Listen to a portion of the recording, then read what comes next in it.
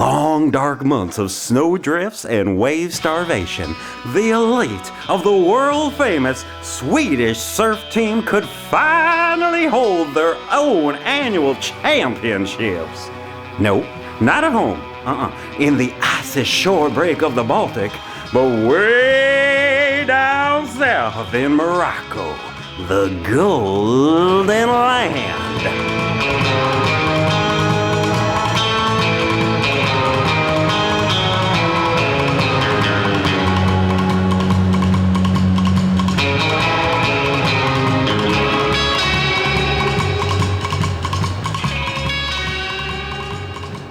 For a Swede to get into surfing, it's usually, not always, but usually through skateboarding or snowboarding.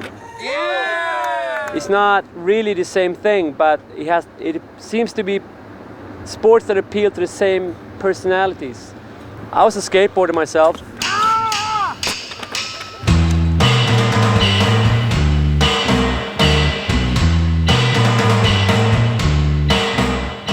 My first competition for Sweden was actually, we went to Ireland for something called the Guinness Open 1988, and I almost drowned on that competition.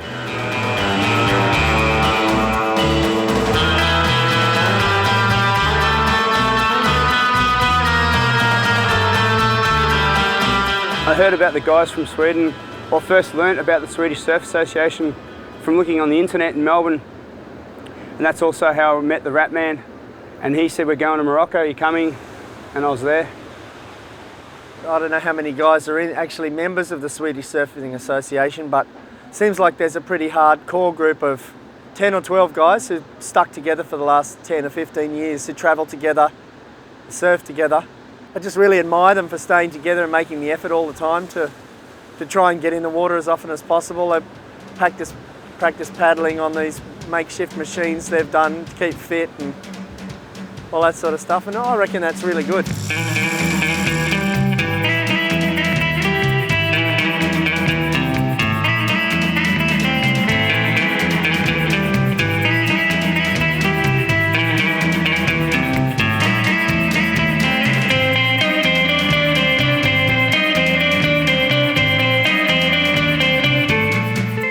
I've been surfing since '74, that's 26 years now, and almost everything I do is geared towards surfing, to keep fit for surfing, you know. I have a house pretty close to water, so a lot of times I've been out there in Stockholm when there's ice on the water and stuff like that, and paddling around the ice. Always try and go with my surfboard to go out and paddle around maybe 10 or 12 times before I'm going to trip, so get my arms going.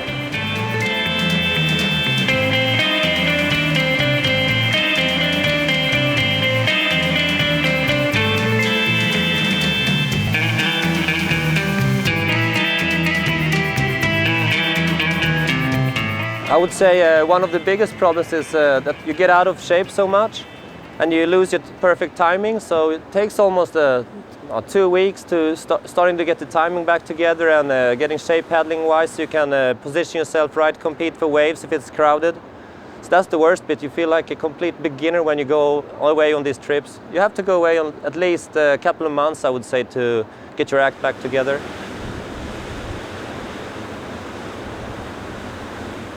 Winters in Sweden get really cold, a lot colder than we have in Melbourne unless you go snowboarding, and it's weird that you're in the snow in Sweden, in Stockholm or even down south, and then to come down to this just for a week, it's so good. It's only a week, wish it could have been longer. It's like something that is being caged in me and making me annoyed and aggressive, feeling unpleasant back home, that just got released here. I'm all happy again and all my worries are gone.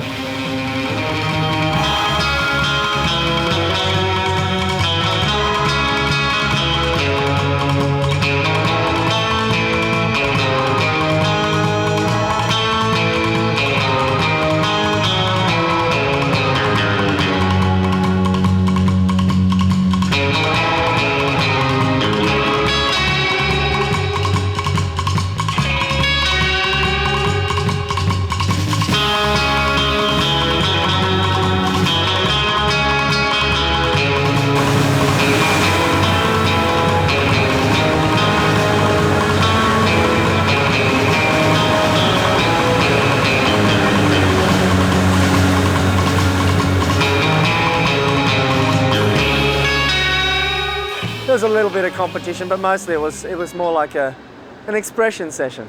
So, you know, you just went out there and you caught your 10 waves and you got what you got, basically. But yeah, it was really good fun. There was a bit of competition out there. The boys were dropping in on each other and pushing each other onto the inside. You know, it was just like a normal surf. The competition, I tried to take it seriously, but I had a big night the night before, so I did the best I could. Oh, somebody shaved his armpits and his chest and his belly. Down here. It's all gone. He's naked. I think he's a virgin now. I didn't even notice. Don't do that, you got me. That's not fair.